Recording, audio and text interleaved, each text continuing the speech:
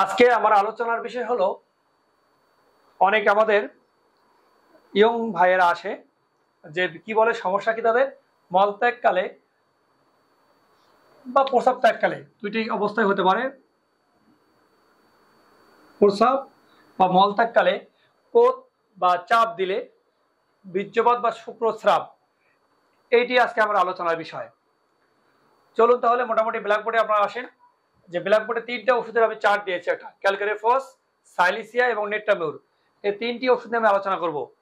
তিনটি ওষুধের মধ্যে শক্তিগুলো আপনাদের একটু লিখে দিই। ক্যালকারিফস 3x থেকে কাজ করে ভালো, পরবর্তী 6x, পরবর্তী 12x এগুলি চলে। আর সাইলিসিয়া 30x, পরবর্তী 200x, এই পাওয়ারগুলো কার্যকরী। নেট্টামিউরের ক্ষেত্রে 30x, পরবর্তী 200x, এই পাওয়ারগুলো কার্যকরী। আমি খাওয়ার নিয়ম শেষে লিখে দেবো আপনাদেরকে, জাস্ট এই পাওয়ারগুলো কার্যকরী আপনাদের বুঝে দিলাম। তা আমি প্রথমে চলে আসি এই ক্যালকারিফস। এই ক্যালকারিফস নিয়ে আপনাদের আলোচনা করি। এই ক্যালকারিফসের রোগীটা হবে দুর্বল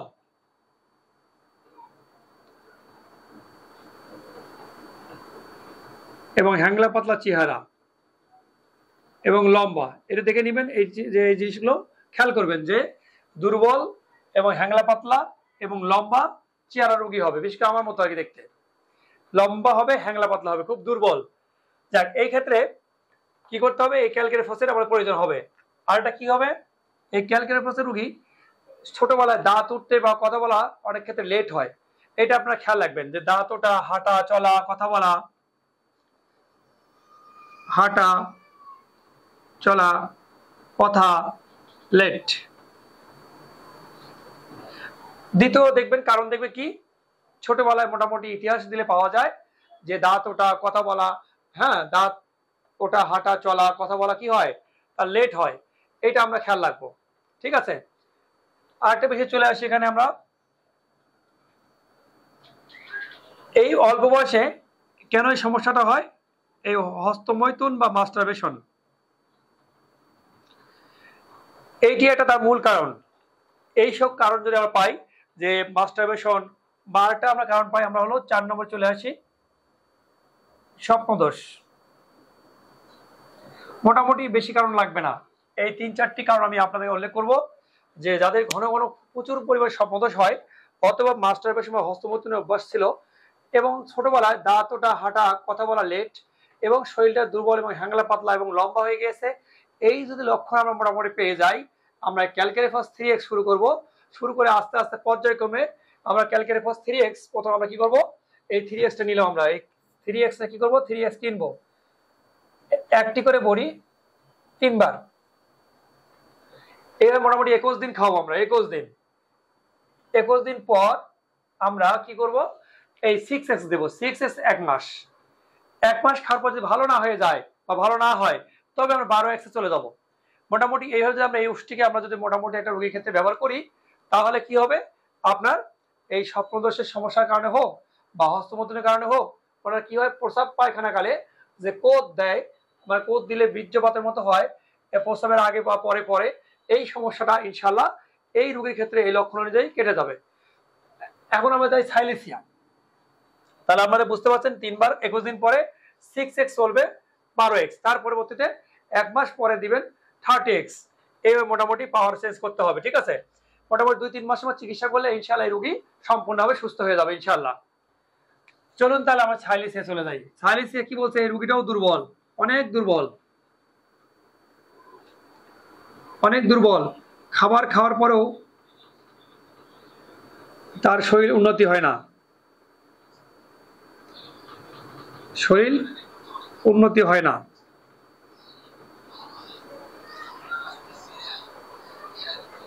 উন্নতি হয় না। তাহলে খাবার খাওয়ার পরে উন্নতি হয় না, মানে মাছ, মাংস, দুধ, ডিম সবই খায়, কিন্তু শরীরে কোনো উন্নতি নেই, যা শরীর তাই, কোনো উন্নতি হয় না। প্রচন্ড খিটখিটে, মানে প্রচন্ড খিটখিটে এবং জেদ বেশি, কথায় কথায় রাগে, জেদ বেশি, কথায় কথায় রাগে। সব লেখা সম্ভব হচ্ছে না, অনেক ব্ল্যাকবোর্ড ছোট, লেখা সম্ভব হবে না। এই মেজাজ খিটখিটে, জেদি, প্রচন্ড রাগী, কথায় কথায় রেগে যায়, তাকে বোঝানো যায় না, কিন্তু শান্ত ভদ্র। পরে আস্তে আস্তে ঠিক হয়ে যায়, কিন্তু রাগগুলো বেশি করে বাবা মার উপরেই বেশি করে। এই খিটখিটে মেজাজটা বাবা মার উপরেই বেশি করে। আর ক্যালকের পথে রোগী খুব ধৈর্য কম, একটু লেখে রাখেন ধৈর্য খুব কম, এর মধ্যে ধৈর্য কম। আর এদের সেক্সুয়াল টেন্ডেন্সি খুব বেশি এবং মাথার মধ্যে সারাক্ষণ একটাই চিন্তা কাজ করে। এই জন্য এই থাইলিসিয়ার ওষুধটি আমাদের খুবই গুরুত্বপূর্ণ। আর এটা কি হয়, এর ঘামের দুর্গন্ধ পাওয়া যায়, ঘামে দুর্গন্ধ, বিশেষ করে মুজা এবং বগলে ঘামে প্রচন্ড দুর্গন্ধ পাওয়া যায়, এটা আপনারা খেয়াল রাখবেন। আর কোষ্ঠকাঠিন্য, কোষ্ঠকাঠিন্য প্রচুর থাকে, 2 দিন 1 দিন পর পায়খানা হয়। মোটামুটি এই 3-4টি লক্ষ্য খেয়াল রাখবেন যে রোগীটা খুবই দুর্বল এবং খাওয়ার পর শরীর খুব উন্নতি হয় না, খাওয়ার পরেও শরীর ভালো হলো, খাবার খেয়েও শরীর উন্নতি হয় না। আর মেজাজ খুব খিটখিটে, জেদ বেশি এবং ধৈর্য শক্তি খুব কম, প্রচন্ড রাগী এবং কোনো জেদ কমে না। আপনার যদি কোনো তার ক্ষতি করেন, সেই রাগ 10 বছর পরে হলেও তার আপনার সেই রাগটা থেকে যাবে, হয়তো সে ক্ষতি করবে না কিন্তু সেই রাগটা তার কমবে না। এবং থাইলিসের রোগী প্রচন্ড শীত কাতর, এটাও শীত কাতর, ক্যালকের পথে শীত কাতর, এটা আমি লিখিনি এই জন্য। এই থাইলিসেও শীত কাতর প্রচন্ড, তো দিয়ে দিই প্রচন্ড শীত কাতর। এমনকি শীতকালে তো কম্বল কাঁথা মুখ ঢেকে ঘুমাবেই, তাছাড়াও গরমের দিনেও কাঁথা ছাড়া সে ঘুমাতে পারবে না, ঠিক আছে। এবং ঘামে দুর্গন্ধ, কোষ্ঠকাঠিন্য এবং শীত কাতর, এই সকল লক্ষণগুলো মিলে আমরা থাইলিসিয়া নির্বাচন করব, ঠিক আছে। থাইলিসিয়া 30x একটি করে বড়ি আমরা কি করব, রেগুলার খাওয়াবো। যদি আমরা এটাকে মোটামুটি 1 মাস খাওয়ার পর রেজাল্ট পেয়ে যাই ইনশাল্লাহ, তারপর আর 200x লাগবে না। আর যদি 200x লাগে, প্রতি সপ্তাহে একটা করে বড়ি এবার 2 মাস সেবন করলে এই রোগী পার্মানেন্টলি সুস্থ হয়ে যাবে। এই থাইলিসিয়া খাওয়া অবস্থা মাঝে মাঝে আপনি ক্যালকেরিফস 6x আপনারা সেবন করবেন, এতে করে আপনার জন্য আরো উপকার হবে, শরীর দুর্বলতা দ্রুত কেটে যাবে এবং ছোটবেলায় হাঁটা কথা বলা লেট থাকলে এটাও সমস্যা কেটে যাবে। এই থাইলিসের মধ্যেও কিন্তু দাঁতটা লেট, কথা বলা লেট থাকে, কিন্তু দুর্বলতার কারণে, কারণ শরীর উইক, পুষ্টি লাগে না এই কারণে। আচ্ছা, 3 নম্বর ওষুধ হচ্ছে, তাহলে এটা মোটামুটি থাইলিস 30x আপনার প্রথমে একটি করে বড়ি 1 মাস খাবেন, যদি সমস্যা কেটে যায়, আর দ্বিতীয় মাসে দরকার নেই। আর যদি সেরে না যায় তাহলে 200x একটা করে বড়ি 1 সপ্তাহ পর পর, কিন্তু মাঝে মাঝে ক্যালকেরিফস দিবেন, তাহলে এই থাইলিসিয়ার কাজ করতে খুব সুবিধা হবে, শরীর দুর্বলতা দ্রুত কেটে যাবে, ঠিক আছে। চলুন আবার 3 নম্বর ওষুধটা চলে যাই। আপনার নেটটা সবাই চেনেন, এই রোগী প্রচুর লবণ প্রিয়, লবণ ঝাল প্রিয়, ঠিক আছে, লবণ ঝাল প্রিয়। হ্যাঁ, দ্বিতীয়ত হচ্ছে এই রোগী গরম কাতর, প্রচন্ড গরম কাতর, গরম সহ্য হয় না, রোদ সহ্য হয় না, মাথা ব্যথা করে, রোদের মধ্যে গেলেই তার প্রচন্ড মাথা ব্যথা হয় এবং সে ক্লাস থেকে আসে, রোদ থেকে আসে, সে কাজ করতে পারে না, প্রচন্ড মাথা ব্যথা, এটা আপনার মাথায় রাখবেন। গরম কাতর, লবণ প্রিয়। মেজাজ বলবেন কেমন, মেজাজ প্রচন্ড খিটখিটে, মেজাজ খিটখিটে। সান্ত্বনা দিলে কি হয়, আরো বৃদ্ধি পেয়ে যায়। কোনো বিষয়ে আপনি যদি সান্ত্বনা দেন, সান্ত্বনা তার আরো বৃদ্ধি পায়, এটা আপনার মাথায় রাখবেন। সান্ত্বনা দিলে সকল রোগ পায়, সকল কথাই মানে সান্ত্বনা দিলে বৃদ্ধি, তার একা একা কমবে। এই রোগীদের কোষ্ঠকাঠিন্য হয় প্রচুর পরিমাণে, পায়খানা ক্লিয়ার হয় না, রেগুলার পায়খানা হয় না, প্রচুর পিপাসা, হ্যাঁ প্রচুর পিপাসা এবং কোষ্ঠকাঠিন্য এবং ঠোঁট মুখ শুকনা, এই সকল ক্ষেত্রে আমরা যদি মোটামুটি লিটামিন রোগীটাকে চেহারাটা শুকনা, প্রচন্ড রাগী বা মনো কষ্ট থেকে বা কোনো সাংঘাতিক কোনো কষ্ট পেয়ে যে রোগের সৃষ্টি হয়, এবং এর সাথে যদি আমরা এই যে জিনিসটা আমরা নিয়ে আসি, প্রসাব বা মলত্যাগকালে পোদ দিলে বা চাপ দিলে, বিশেষ কোষ্ঠকাঠিন্য থাকলে পায়ে চাপ দিলে কি হয়, তার এই শুক্রপাত বা বীর্যপাত ঘটে, এটা মাথায় রাখবেন।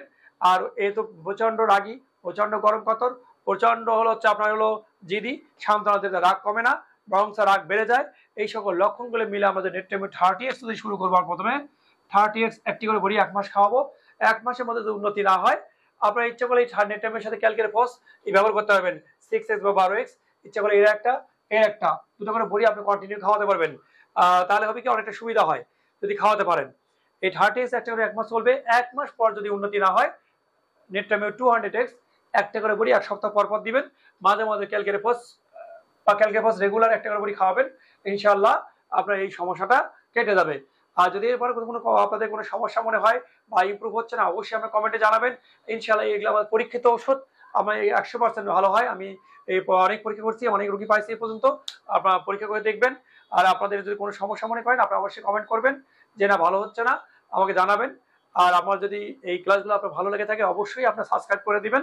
ধন্যবাদ সবাইকে।